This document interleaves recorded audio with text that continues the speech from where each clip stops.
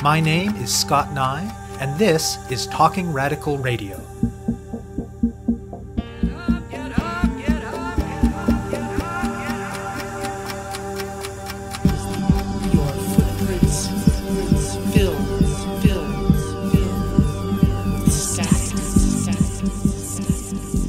Hello and welcome to Talking Radical Radio, where we bring you grassroots voices from across Canada.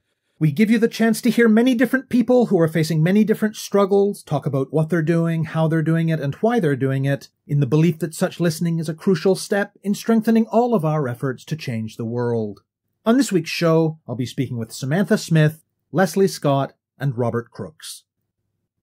We don't often hear it talked about in this way, but according to many analysts and even the United Nations, we're in the middle of a long-term housing crisis that is global in scope.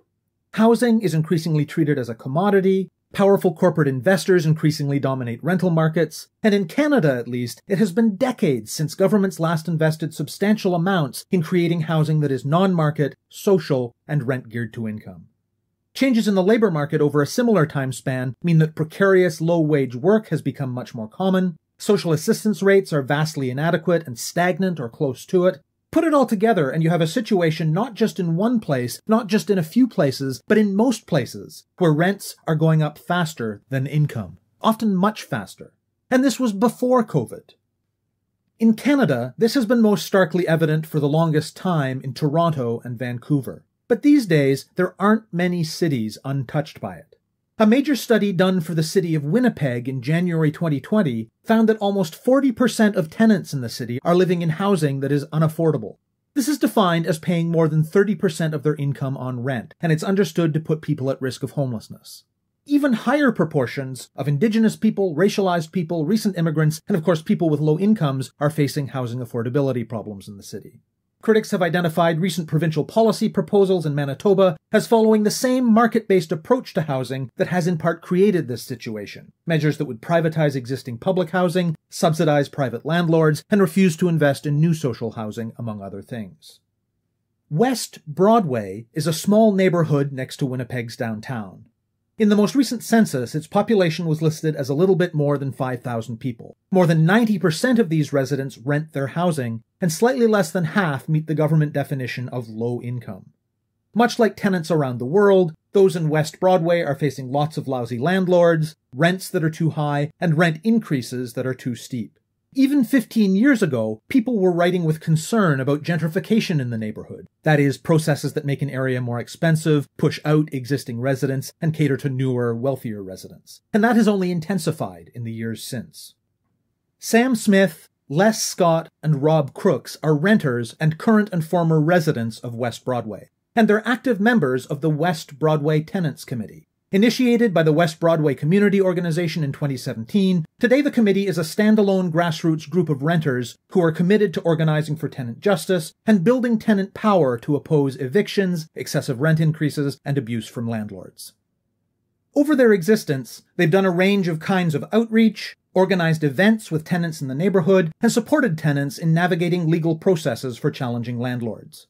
The kind of organizing that they do has been hit particularly hard by the restrictions and distancing necessitated by COVID-19, but in recent months, as the pandemic has intensified pressures on tenants, the group has been revitalized. They're focusing on ways to help tenants be more aware of their rights, and on supporting tenants in forming groups within their buildings to push back collectively against abusive landlords and above-guideline rent increases.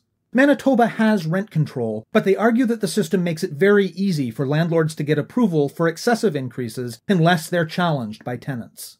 For the moment, their approach has largely involved making use of official processes, albeit in collective ways. But they have been having conversations about adopting the direct action tactics being increasingly employed by tenants in other cities. As well, they're hoping to contribute to broader efforts to pressure the municipal and provincial governments around creating more social housing and strengthening the rights of tenants.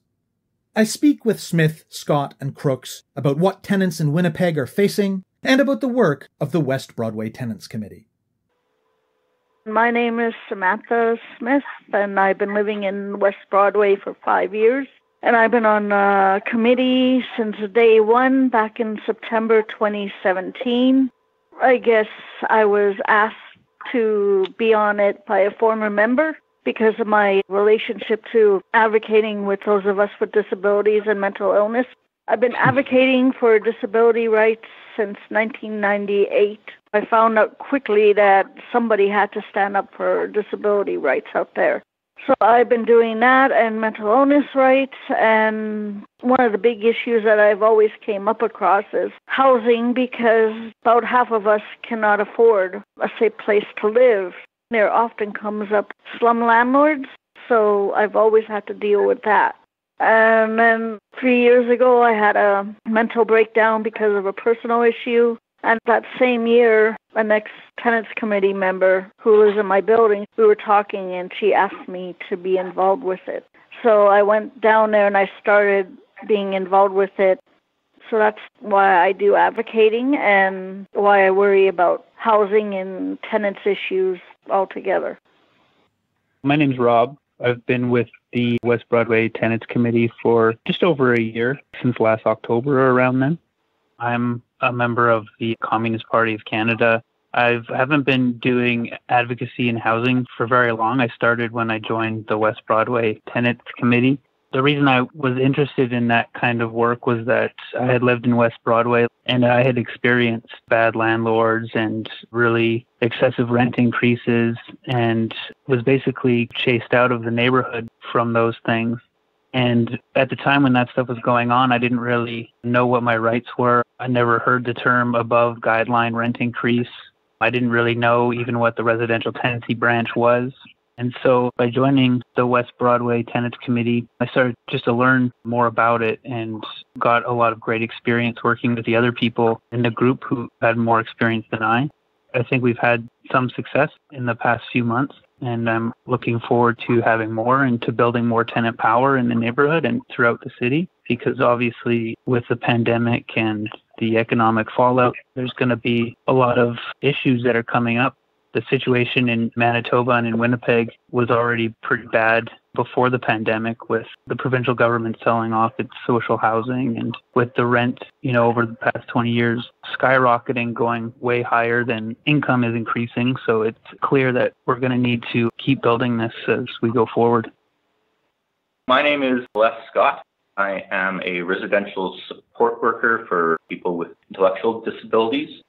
Other organizations I've been involved with, Manitoba Energy Justice Coalition for a few years, and also recently I've started working with Communities Not Cuts, which is an organization that is opposing the sort of austerity-minded policies of the provincial government. I live in West Broadway. I've been a resident of the neighborhood off and on for most of my adult life, the past 30-some years.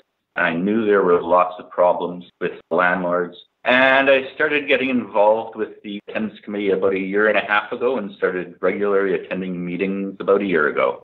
The Tenants Committee is a grassroots advocacy group working at building tenants' rights and powers in the community of West Broadway. And we are working to oppose exploitative and negligent landlords and advocate for greater knowledge of the specifics and the deficiencies of the Provincial Residential Tenancies Act, and helping tenants in the neighborhood unite to oppose evictions, excessive rent increases, and abuse from landlords.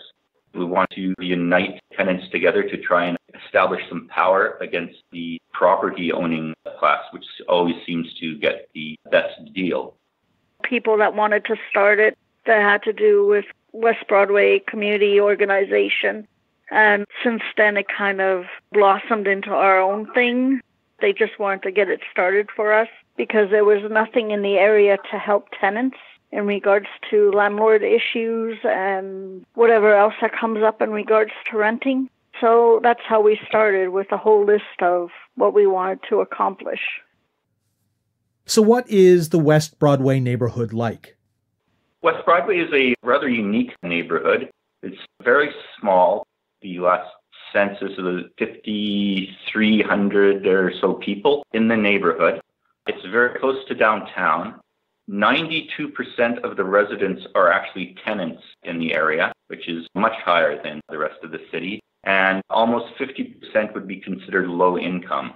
I has a population density of close to 8,000 per square kilometer. The rest of the city of Winnipeg is about 1,400 people per square kilometer. Much of the housing stock in the area is older, and it does have a fair amount of also social housing as well. And it's a very nice neighborhood to live in, actually, if you like to walk. Everything is very close by, and it's very close to downtown. You got everything between shops and restaurants and walking space, just about everything. And very good bus service in this area. What kinds of things has the group done at different points to let tenants in the neighborhood know that you exist?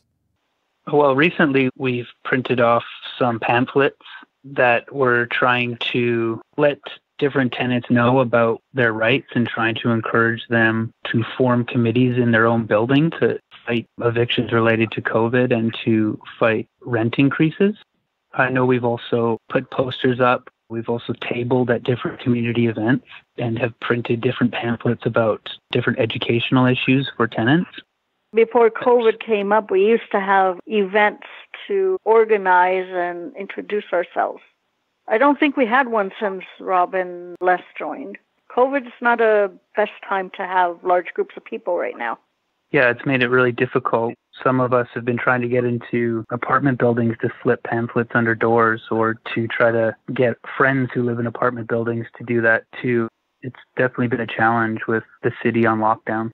We also have social media, of course.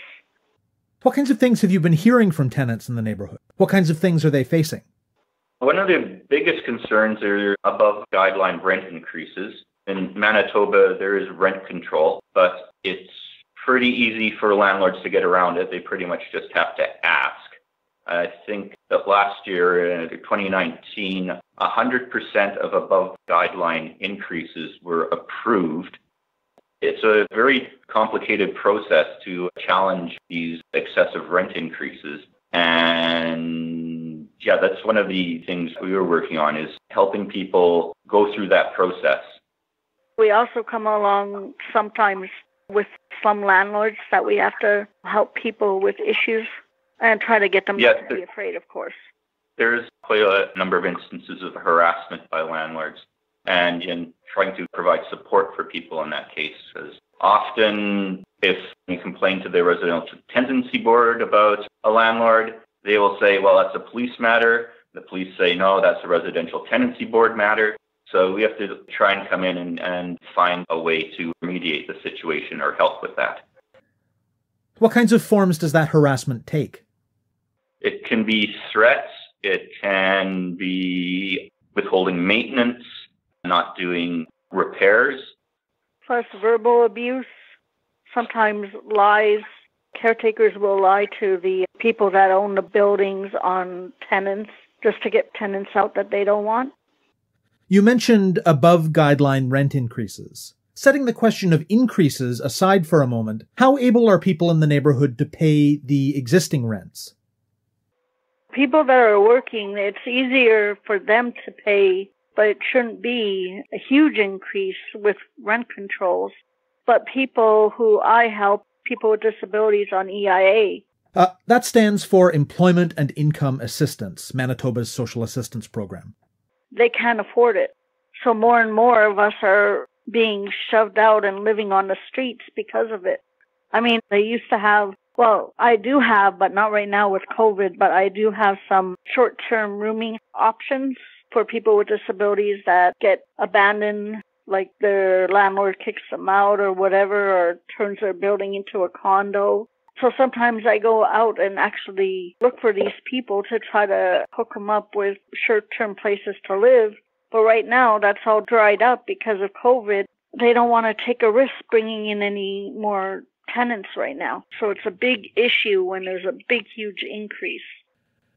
I know that in some cities like Vancouver and Toronto, conversion to condos and what sometimes get called renovictions are a pretty huge issue.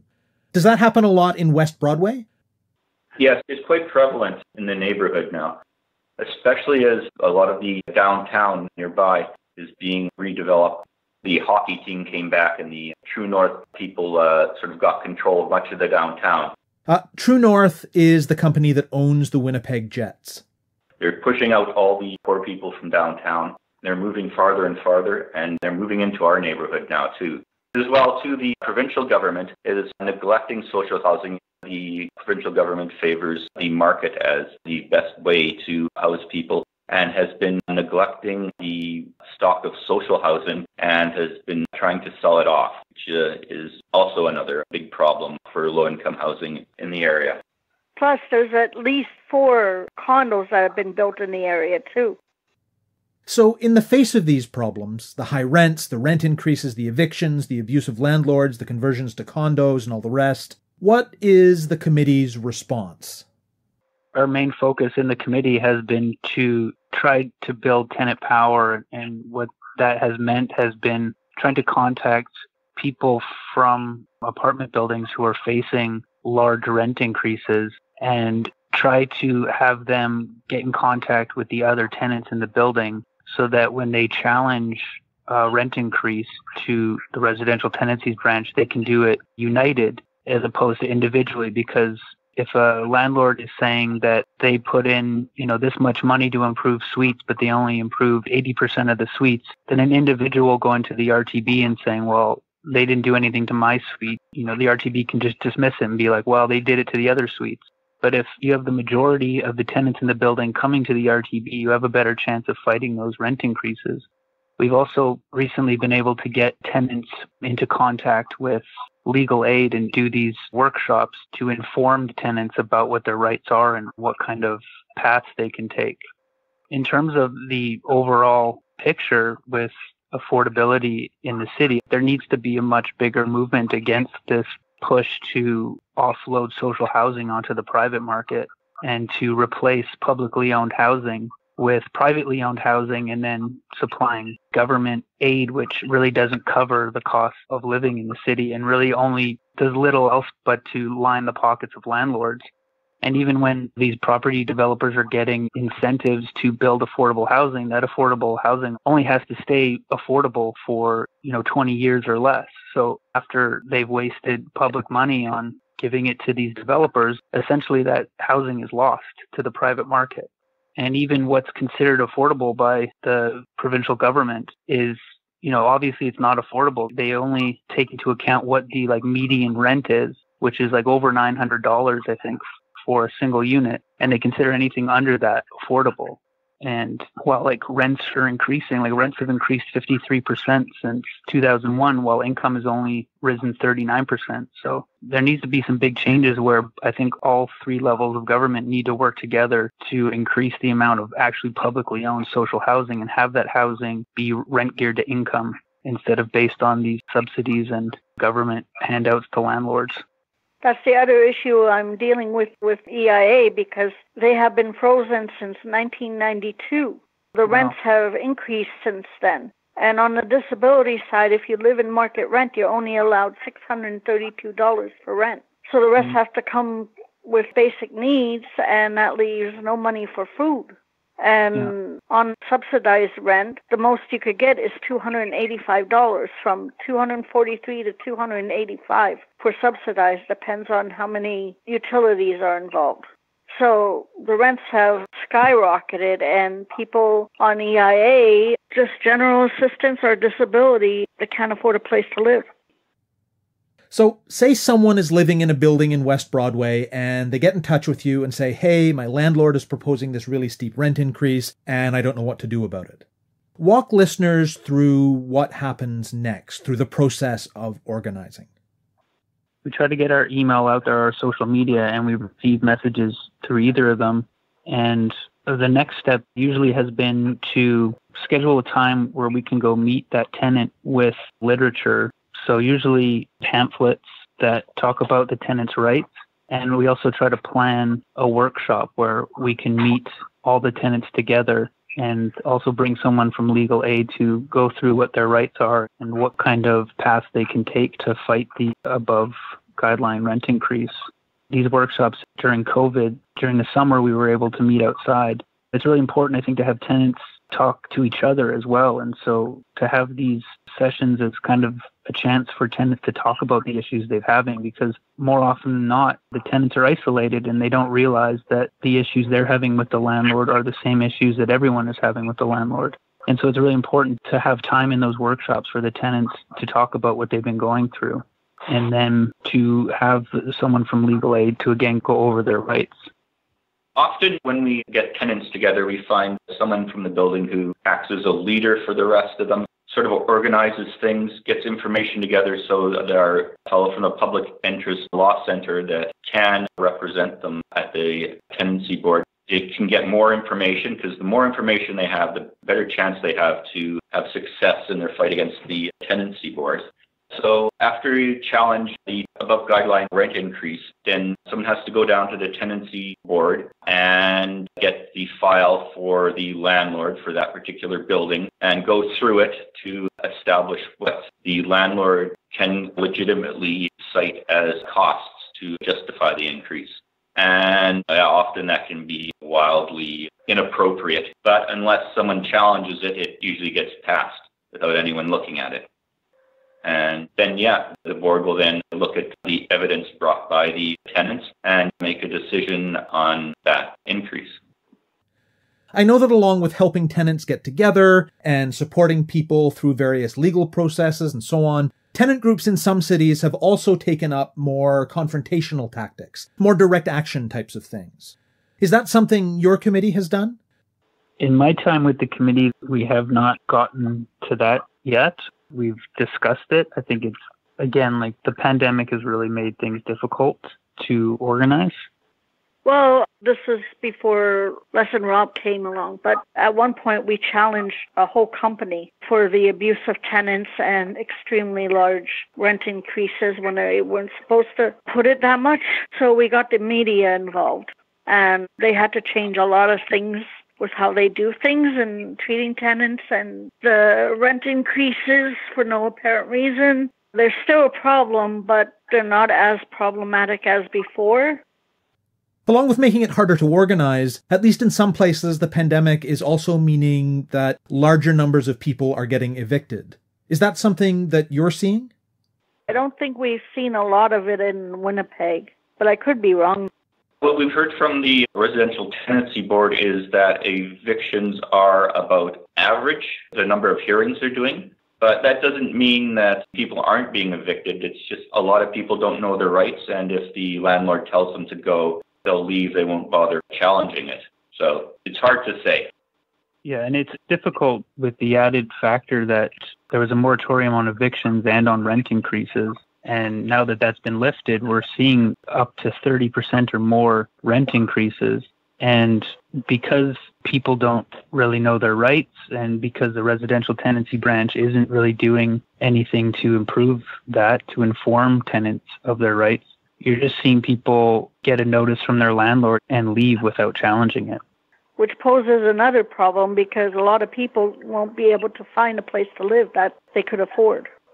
We've been trying to keep up with what's been going on in terms of evictions, and we're kind of surprised that we haven't seen the numbers that we were expecting. But like Les said, the worry is that there's a lot of kind of hidden evictions, if you want to call it that.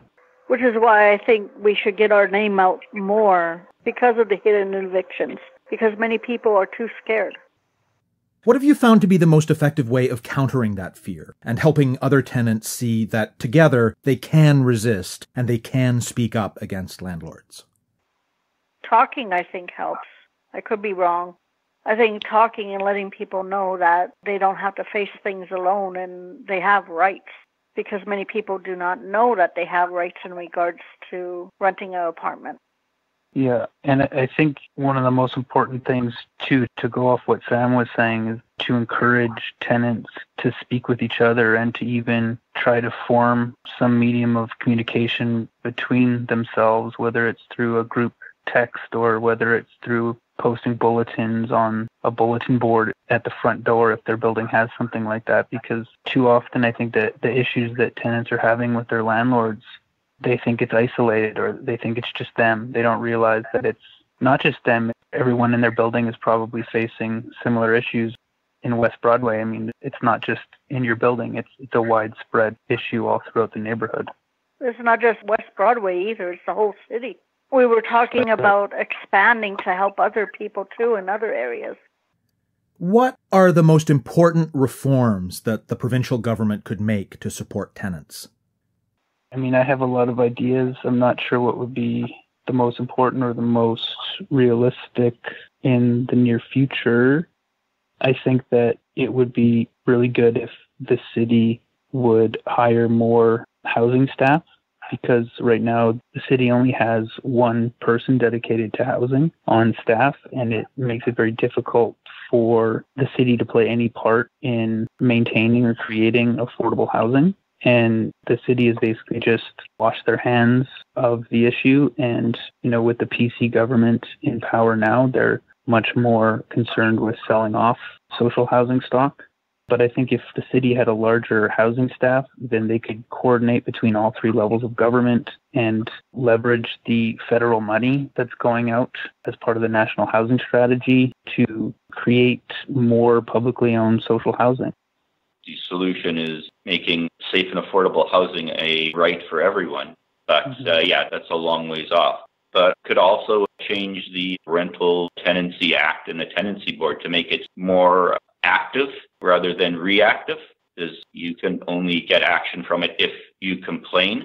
And then you end up going up against a landlord who is represented by lawyers and property management companies. And so things are skewed against you. So if it could be more of an advocacy for tenants to help level the playing field between them and landlords, that would be a start as well. I would also like to see legislation in regards to EIA, because the funds have been frozen and the rental part needs to be unfrozen or something, because too many people are not being able to afford a place to live. They can't even afford a rooming house anymore. And a lot of places are not really good because of that issue. I would like to see something change in that in regards to legislation within the EIA system.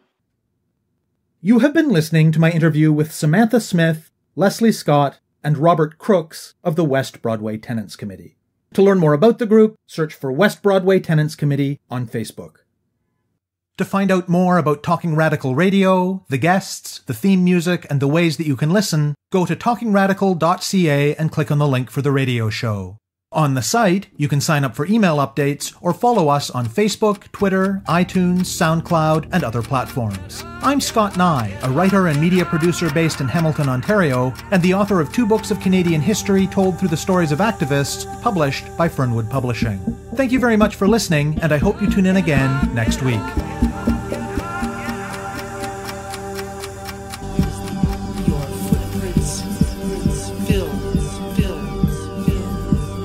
Static.